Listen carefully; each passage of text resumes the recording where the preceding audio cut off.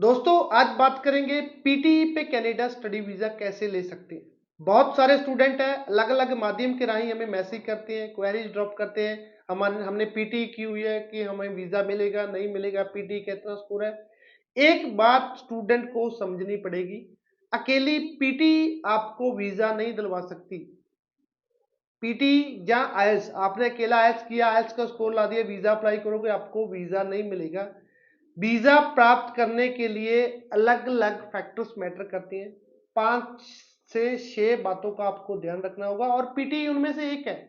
सो सिर्फ पीटी या पीटी का स्कोर बताने से हम नहीं बता सकते आपको वीजा मिलेगा या नहीं मिलेगा। अभी पीटी पे कनाडा स्टडी वीजा कैसे ले, ये बहुत बड़ा पॉइंट है।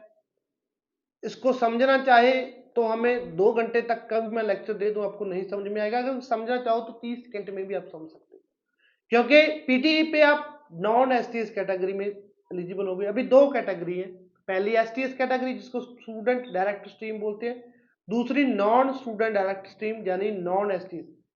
आपने आइल्स किया हुआ है जिसमें से आपसे 6 ईच ओवरऑल 6 बैंड है, आपने किसी डीएलआई कॉलेज में एडमिशन ली, 1 ईयर की फीस दी, 1 ईयर जीआईसी दिया, मेडिकल दिया, 5 कंडीशंस आपने कंप्लीट की। आप एसटीएस प्रोग्राम जो कि लेटेस्ट प्रोग्राम है हाई कमीशन ऑफ कनाडा का, उसमें एलिजिबल होगी। उसमें से आइल्स की जगह पे पीटी की हुई है, अगेन बाकी सारी कंडीशन पूरी की तो आप नॉन एसटीएस कैटेगरी में। सो नॉन एसटीएस का सक्सेस रेट कभी एसटीएस के जैसे कैसा हो। कॉलेज आप चूज करोगे तो पब्लिक कॉलेज में ही अप्लाई करना है। कॉलेज की रेपुटेशन वीजा के लिए बहुत मैटर करते हो। आपको सोचना पड़ेगा, मैंने पीटी 60 की हुई है, बट अगर मैंने आईएलटीएस के मेरे 7 बैंड होते, मैं ओंटारियो प्रोविंस में जा रहा हूं, तो मैं कौन से कॉलेज को चूज करता। जिस कॉलेज की लिस्ट आ रही है, अगर आपने पीटी भी की हुई है तो वो सारे के सारे कॉलेज पीटी भी एक्सेप्ट करते हैं। तो आपको एक पब्लिक कॉलेज में एडमिशन अप्लाई करनी होगी, एक पब्लिक कॉलेज में एडमिशन लेनी होगी। अभी आपने एसटीएस कैटेगरी में एलिजिबल होते तो आपको 2 ईयर की स्टडी 3 ईयर वर्क परमिट मिलता, बट आपने पीटी की हुई है फिर भी 2 year study 3 year work permit भी मिलेगा। आपकी ऑफर लेटर की फीस भी सेम होगी, आपकी कॉलेज की फीस भी सेम होगी, आपका जीआईसी भी सेम होगा, मेडिकल की फीस भी सेम होगी, बायोमेट्रिक और एम्बेसी फीस भी सेम होगी।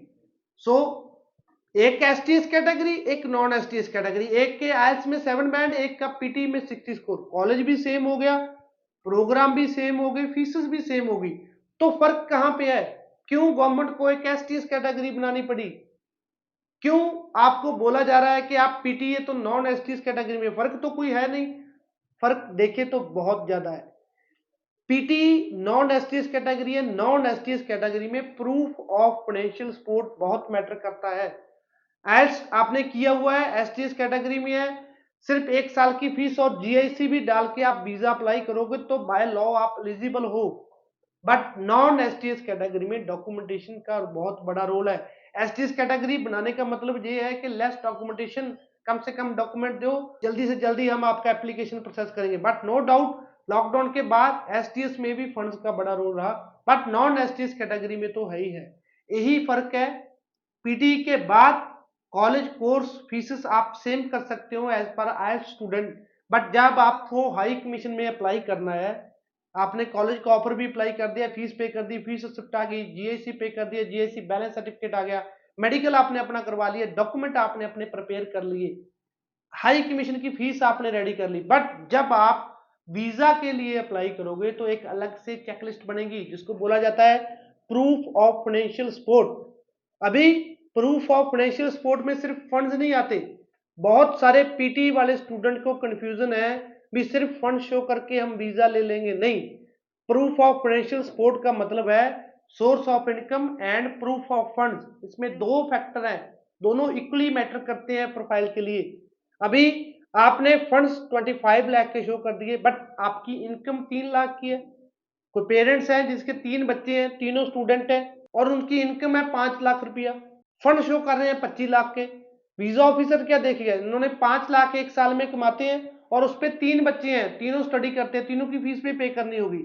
एक बच्चे की फीस तो कनाडा में पे करनी है जो 16 से 17 लाख है, वो भी पे कर दिया, बट उसके बाद भी 25 लाख कहां से आया, वो एक क्वेश्चन मार्क है। कोई भी क्वेश्चन मार्क अगर आपकी एप्लीकेशन पे रहेगा तो वो क्वेश्चन मार्क आपको रिफ्यूजल तक ही लेके जाएगा। वीजा ऑफिसर को कोई चीज नहीं क्लियर हो रही तो मतलब रिफ्यूजल, आपको हर एक पॉइंट को क्लियर करना पड़ेगा।